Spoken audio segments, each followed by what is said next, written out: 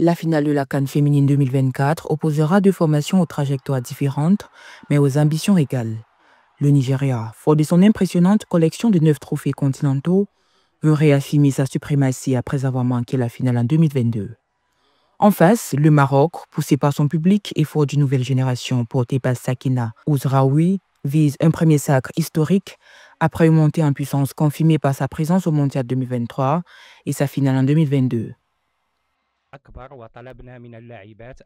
Les joueuses devraient se concentrer un peu plus, jouer en équipe en assurant sur tous les ballons, de la défense vers le milieu de terrain, et chercher également des passages en périphérie qui sont les choses sur lesquelles nous nous sommes entraînés pendant longtemps.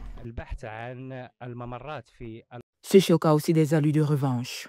Lors de la dernière CAN au Maroc, les deux équipes s'étaient affrontées en demi-finale. Les Lions de l'Atlas s'étaient imposés au tir au but dans une ambiance électrique, privant les Super Falcons d'un 10e titre. 2 ans plus tard, les Nigérianes reviennent avec l'envie de laver cet affront, portés par leur expérience, leur rigueur défensive et une Assissade Oshola toujours dangereuse. Nous allons revenir sur tout ce qui n'a pas marché en demi-finale pour mieux préparer la finale. Ces occasions que nous avons manquées au début du match, si nous les avions converties, la nature du match serait totalement différente. Au-delà du palmarès, cette finale symbolise le nouveau visage du football féminin africain. Elle oppose le Nigeria, pionnier historique du continent, à un Maroc désormais installé dans le cercle des grandes nations. Quelle que soit l'issue de ce duel, le message sera fort. La domination nigériane est contestée et le football féminin africain entre dans une nouvelle ère.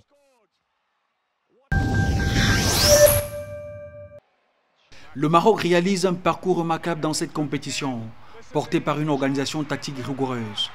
Dans un groupe A particulièrement relevé, les Lions de l'Atlas ont tenu tête à la Zambie 2 buts partout, dominé la RD Congo 4 buts à 2, puis assurer la victoire précieuse face au Sénégal 1 but à 0. En phase à élimination directe, elles ont confirmé leur régularité en écartant le Mali en quart de finale 3 buts à 1, avant de s'imposer au bout du suspense contre le Ghana 1 but partout, victoire au tir au but. Structurée autour de la gardienne Khadija Emrichi et la capitaine Gislan Chebak, la sélection marocaine impressionne par son sang-froid et sa discipline. Nous méritons le titre grâce au travail acharné de l'équipe et du peuple marocain qui soutient l'équipe en la poussant à devenir championne. Nous avons travaillé dur pour atteindre la finale. Je pense à l'équipe nigériane que nous affronterons en finale. Je pense qu'elle et toute l'équipe ont travaillé dur pour y arriver. De son côté, le Nigeria a déroulé son jeu avec une efficacité redoutable dès la phase de groupe. Les Super Falcons ont facilement disposé de la Tunisie 3 buts à 0 et du Botswana 1 but à 0 avant de conclure sur un nul sans enjeu face à l'Algérie 0 but partout. En quart de finale, elles ont survolé la Zambie 5 buts à 0 et remporté une demi-finale palpitante contre l'Afrique du Sud, tenante du titre 2 buts à 1. Portée par une défense hermétique et un jeu direct parfaitement huilé, la formation nigériane affiche une sérénité impressionnante et une maîtrise tactique qui en font une prétendante sérieuse au sacre. À propos de ce tournoi en particulier, vous connaissez la rivalité qui existe entre nous. Il y a une rivalité rude dans ce tournoi. Nous n'avons jamais rien pris pour acquis. Ce que nous avons réalisé relève du passé. Ce qui est important, c'est ce qui reste à arriver. Nous sommes tout à fait prêts pour cela. Les chiffres parlent d'eux-mêmes. 12 buts inscrits pour 6 encaissés côté marocain.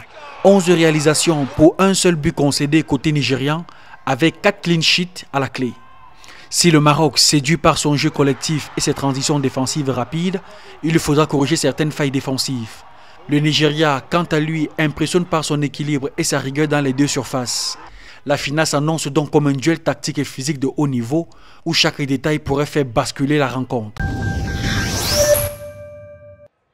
La capitale marocaine, Rabat, a vibré au rythme des klaxons, des chants et des drapeaux brandis après la qualification de l'équipe nationale féminine pour la finale de la Coupe d'Afrique des Nations. À l'issue d'un match haletant remporté au tir au but face au Ghana, les rues ont été envahies par des milliers de supporters en liesse. Les scènes de célébration mêlaient ferveur populaire, danse improvisée et portraits de joueuses marocaines, devenues en l'espace de quelques heures des héroïnes nationales. Et je suis venue ici de France juste pour pouvoir voir la CAN féminine, pour pouvoir voir ce match. Et franchement, je ne suis pas du tout déçue. Ça a été un match plein de tension, plein de suspense et vraiment beaucoup d'émotions. Et on est vraiment très fiers des Lions de l'Atlas. Djima Maghreb. Merci pour les Lions de l'Atlas. C'est le beau Atlas. Mais je dis quelque chose, félicitations pour le Maroc et félicitations pour Ghana. Nous sommes les frères qui gagnaient, nous sommes les frères. Mais dans les médias, les journalistes sportifs marocains n'ont pas dissimulé leur enthousiasme. Analyses techniques et déclarations passionnées se sont enchaînées, témoignant d'un engouement inédit pour cette sélection féminine. Au-delà de l'émotion, c'est une ambition assumée qui se dégage. Les Lions de l'Atlas ne veulent plus seulement participer, elles visent désormais le titre continental. On doit gagner, quelle que soit la manière. Aujourd'hui, on a gagné via les tirs au but. Une deuxième finale consécutive. Maintenant, l'appétit vient en gagnant et on veut cette coupe chez nous. Ce public qui a tellement vibré mérite de voir cette équipe nationale féminine remporter la CAN. J'espère samedi prochain qu'on va sortir célébrer la victoire. Content du fait que notre équipe nationale a atteint la finale pour la deuxième fois consécutive. La dernière fois c'était en 2022 ici même à Rabat, on avait perdu la finale. Là, on est très confiant de remporter le titre. Cette qualification marque la deuxième finale consécutive pour les Marocaines, confirmant leur montée en puissance sur la scène africaine. Un véritable défi les attend face au Nigeria, géant historique du football féminin, samedi 26 juillet à 21h au stade olympique de Rabat. À l'approche de cette rencontre décisive, c'est tout un pays qui retient son souffle, espérant voir les Lions écrire une nouvelle page de leur légende.